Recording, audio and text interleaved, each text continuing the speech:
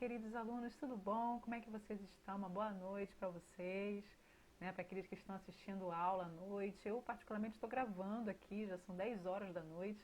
Estou gravando essa videoaula para vocês, então, para você que está assistindo à noite, tenha uma boa noite de sono. Para você que está assistindo pela manhã, um bom dia para você. Que Deus esteja com você, com a sua família. Nós estamos aqui hoje para fazer a correção dos exercícios que foram passados na semana passada.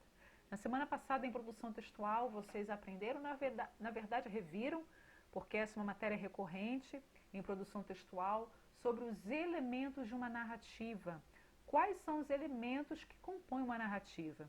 Nós aprendemos que não existe narrativa sem sua estrutura, não existe uma narrativa sem os seus elementos. E é algo que a gente precisa aprender para que nós possamos fazer uma narrativa dentro dos parâmetros corretos. Tá? Então, eu pedi que vocês analisassem alguns elementos da narrativa dentro do livro paradidático. Então, vamos lá? Assim, um exercício bem simples, mas que precisava da atenção de vocês. Tá? Então, número 1.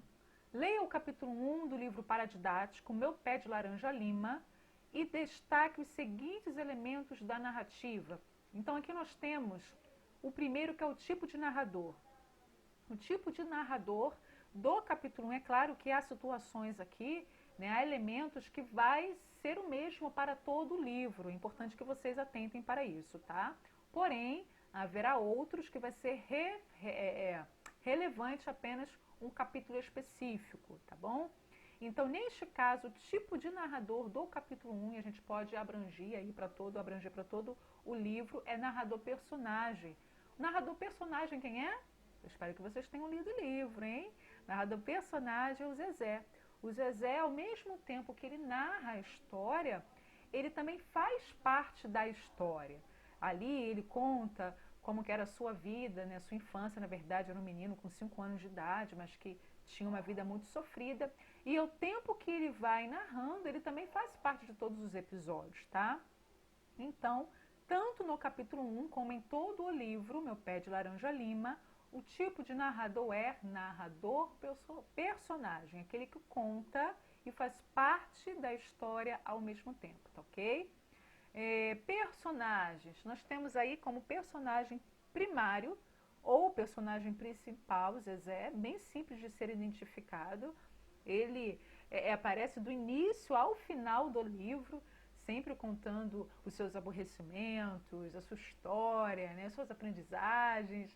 Então ele é o personagem primário ou principal, tá bom? E o secundário, especificamente no capítulo 1, é Totoca. Quem era Totoca? Totoca era o irmão de Zezé, que se declara ali um grande amigo, pelo menos no primeiro capítulo, né?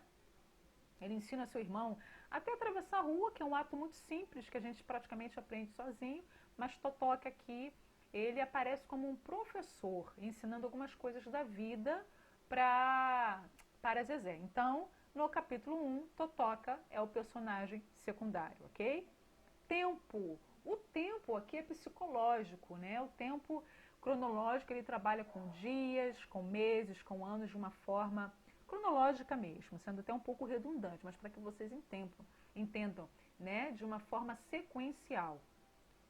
Esta é uma narração que tem o tempo cronológico. O tempo psicológico, ele é um tempo que, ora, o personagem ou o narrador-personagem, o autor, está no presente, mas ora ele vai para o passado, depois ele se projeta para o futuro, e nós vemos essa situação acontecendo com Zezé, né? Porque Zezé, no próprio capítulo 1, ele ali está com seu irmão conversando, e por um bom tempo ele se volta para o passado, contando um episódio que ele teve com o tio Edmundo, inclusive uma leitura que precisa de bastante atenção, porque se você estiver desatento, né, no momento ali em que ele se refere ao passado, parece que ele está falando do presente, né? Então é preciso que esteja atento aos momentos, né, do tempo, aos momentos da história, porque há capítulos que são longos demais em descrever o passado de Zezé. Alguma lembrança que ele teve, daqui a pouco ele se projeta no futuro, o que ele gostaria de ser, o que ele gostaria de fazer. Tá? Então a gente vê essa desorganização entre aspas, tá bom? é do tempo, hora presente, hora passado, futuro em algumas circunstâncias, tá bom? Então, o tempo aqui é psicológico, não obedece a uma ordem cronológica de dias, de hora, de ano, tá ok? E um espaço muito simples, né, bem fácil de ser identificado, é o espaço físico, né? O capítulo 1, ele é relatado no meio da rua, no momento, ou melhor, no princípio do capítulo, né, os dois irmãos, eles estão no meio da rua, inclusive o irmão toca ajuda, Zezé, a atravessar a rua e ensina. E logo em seguida, já no final do capítulo 1, aparecem os dois personagens de frente para a nova casa, a casa que eles iriam morar bem brevemente, tá bom? Então, são esses dois espaços que aparecem no capítulo 1, tá bom, queridos? Então, por hoje é só mesmo uma correção do que vocês aprenderam na semana passada sobre os elementos da narrativa. Espero que vocês tenham entendido, aprendido, que Deus abençoe vocês. Estejam em oração, vamos nos unir em oração para que em breve as coisas voltem ao normal, nós possamos voltar para a escola, vocês também, que nós possamos orar pelo nosso país. Um beijo para vocês, fiquem com o nosso Deus e até a próxima videoaula.